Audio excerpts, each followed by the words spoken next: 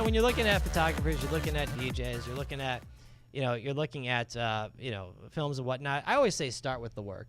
If you like the work, start there, and then take a look, at the reviews. Is this stuff pretty good? Are there more negative than there are positive? I mean, what are the situations with these individuals? Did the company respond to those reviews and try to explain, hey, here's the situation, and here's what happened? Thing too. Like you want to respond, you want to defend yourself, because most of the reviews contain wrong information. Yeah, like they do. They want everyone to hate you, right?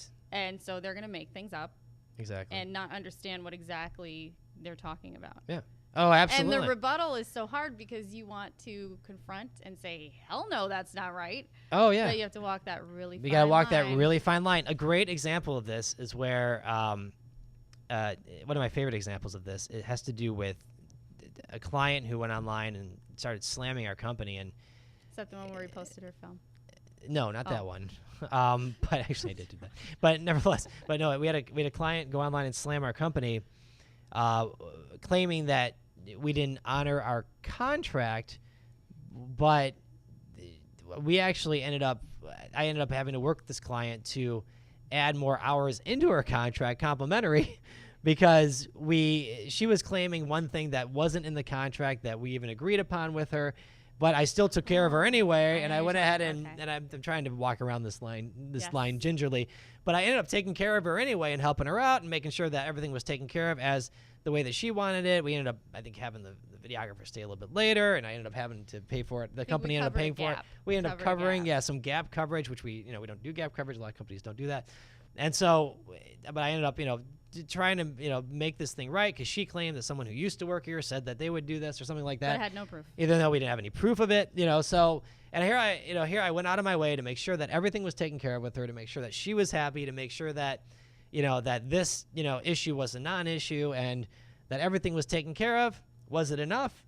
Nope, no. Not at all. Went right online, straight to the review sites, slammed the company, slammed this, saying we didn't honor our original agreement, when essentially we ended up adding to it. We went above and beyond. We went way above and beyond and took care of this person, but she just, had it in for me, had it in for the company, and wanted to go online and slam us. And, when that happens, I mean, it's like there's nothing, But see, that's when they read, like, that's what I'm saying, subjective. Like, they read all these other reviews where, they were wonderful to work with, and well, not for me. Right. So why am I different? Right. You're different.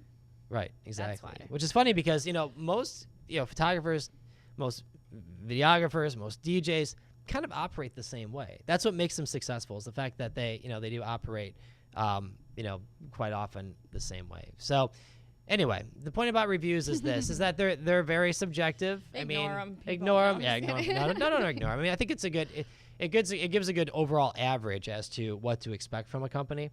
But the good ones are great, and the bad ones, are bad, and but you got to kind of find that middle area, I think, in order to be able to really judge that company, and of course also speak with the person, make sure you like who you're working with, and the fact that they work can as well. leave them anonymously, I think, works against a company as well. Yeah. Because there's no culpability. Yeah.